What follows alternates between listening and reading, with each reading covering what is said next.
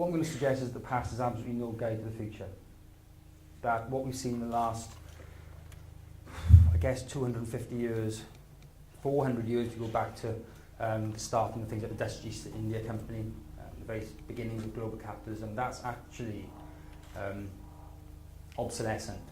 That the way in which we've done business for that long, and particularly I guess in the last 15 to 20 years, is not going to continue. And further, that if you think that tomorrow is going to be like today, and you continue to behave as if tomorrow is like today, then you won't be here in the next 20 years. This is one of the reasons why we can't think tomorrow will be like yesterday. I think this is one of the scariest slides I've got, because this shows dependency ratios in 2005, which is the blue column, and 2050, well, for much of the Western world, and the percentage on the left shows how many dependents there are per person of working age, so youngsters and old people. And the growth in those graphs, the growth between the blue and the yellow is largely old people. We are ageing civilizations, we know, in the West, ageing societies by and large. And you can see the UK, currently we have about roughly one older young person per person of working age, per 4 people of working age. That's going to go up to almost 1 to 2 ratio. So for every 2 working people, we're going to have to support 1 dependent. And if you think about what that does for productivity, or think about what that does for investment in new capital, for example, that's quite a stark statistic. This is, if you like, is another overhang. You think of it as the kind of pensions crisis, maybe, but it's a demographic time bomb. It's a demographic overhang. We have to think about ways to grow an economy, to create products, to create services which are appropriate when, yes, we'll all be working longer, but your productivity at age 70 cannot be the same as your productivity at age 30. It simply can't. Okay, peak oil is the point at which you can get no more oil out of the ground in 1 year than you did the year before. Okay, so currently we're about 89 billion barrels per annum. It's not going up anymore. It's going down. And of course that's why we see the Canadian tar sands, the gas shale fracking in not very far from here that's being suggested to try and fill that gap in conventional oil. And the impacts of that will be spatial. This is one of my favourite graphs. The stuff in the blue boxes is how rich we are. And these are regions in the UK.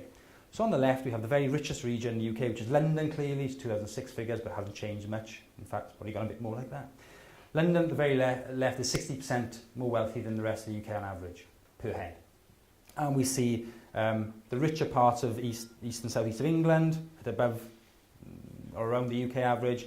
The Midlands, slightly below in terms of wealth per capita. And then poorest in the corner with Yorkshire, Humberside, North East and Wales at about, I mean, there it's just under 80% for Wales. It's worse than that now. We're actually going down in terms of relative GDP per head, relative wealth per capita. And the other side is how much energy we use to create our wealth in those regions. So you can see London on the left, no manufacturing, it's all services.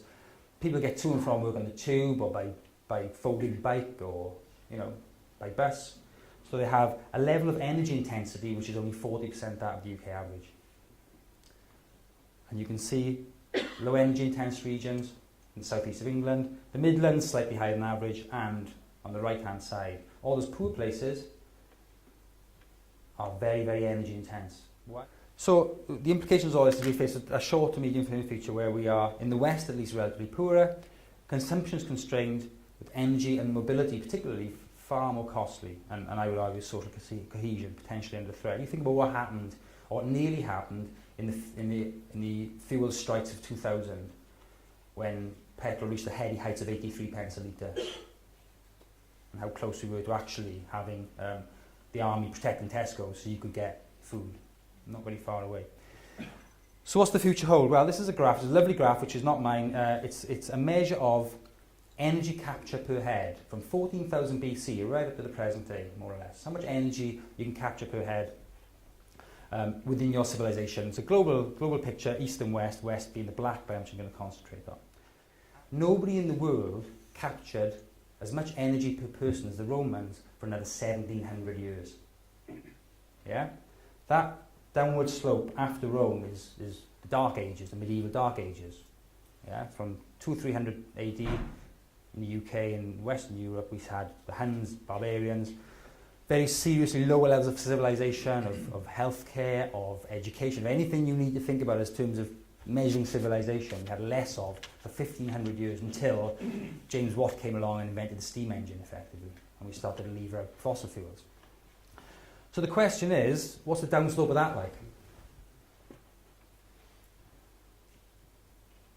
You know, since 1750, when we really started to use coal and then oil in properly industrialized processes, we have seen an exponential growth in energy capture per person. But don't be fooled into thinking that there's any sort of incremental growth in, in human development led by technology that cannot be subject to interruption or disruption. You can bet nobody in Rome in 1 AD or 100 AD saw the end of the Roman Empire. You absolutely bet that if there's a guy in a toga giving this talk, with some guy behind him chipping really quickly on a stone thing, talk slower. And he'd said what I'm saying to you, the reaction would probably be very similar. What is this guy talking about? Can he not see all the marble? Lots of marble. So what does this all mean? For organisations, I'm not just talking about businesses, I'm talking about organisations. What organisations do you think about in these kind of interesting times? And there are a few things I think that jump out at one if you want to think about it. Resilience to change, organisations that are flexible, that can adapt to different changing markets, to different changing input structures in terms of where they get this stuff from, are more likely to succeed, whatever that looks like, than companies which are rigid, maybe have strong technical lock-ins to certain processes or certain suppliers or certain ways of doing business or certain organisational structures. Trees bend in the wind.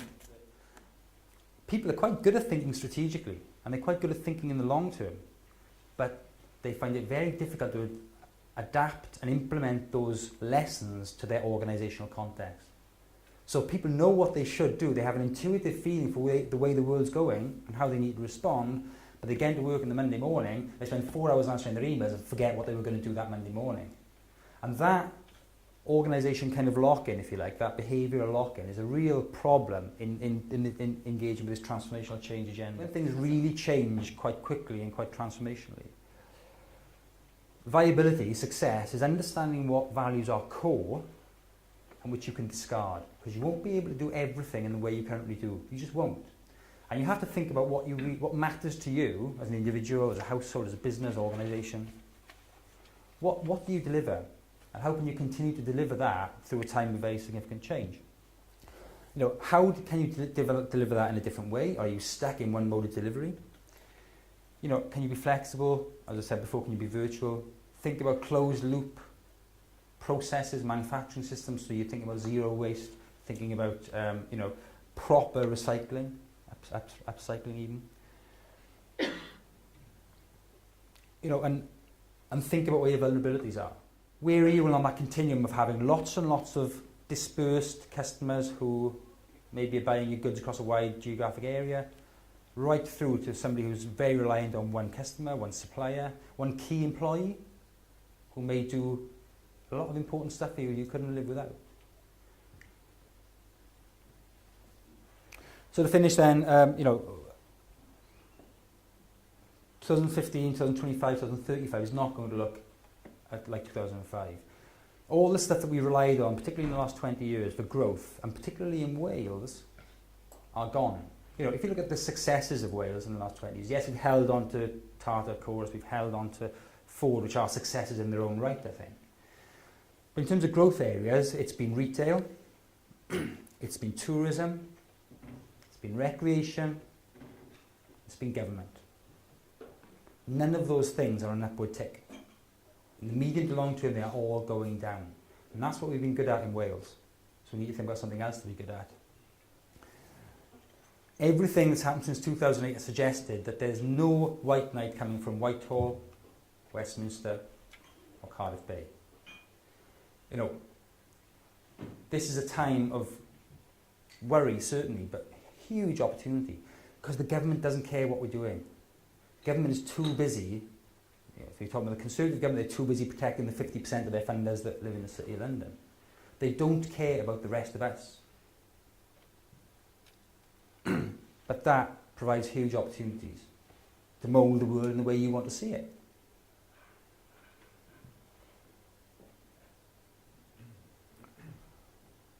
The problem is, as Barry said, firstly, we're not sure how good we are at this stuff in Wales, in terms of leadership, innovation,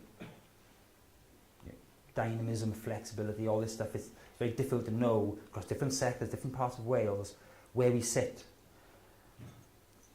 And if we try to do it in the same way as we did it in the past, but incrementally better, then it won't work. Incrementalism is utterly inappropriate for the rapidly changing situations we face. We have to transform the way that we think about business. Even the notion of public, private sector, third sector is a nonsense. It's the way we have to think about whether we classify social enterprise in a certain way and fund it in a certain way, and whether people are allowed to do X, Y, and Z is just hugely limiting in a world where we have to restructure things from the ground up, fundamentally. It's not all going to be fun, but you're not going to be bored. Thanks very much.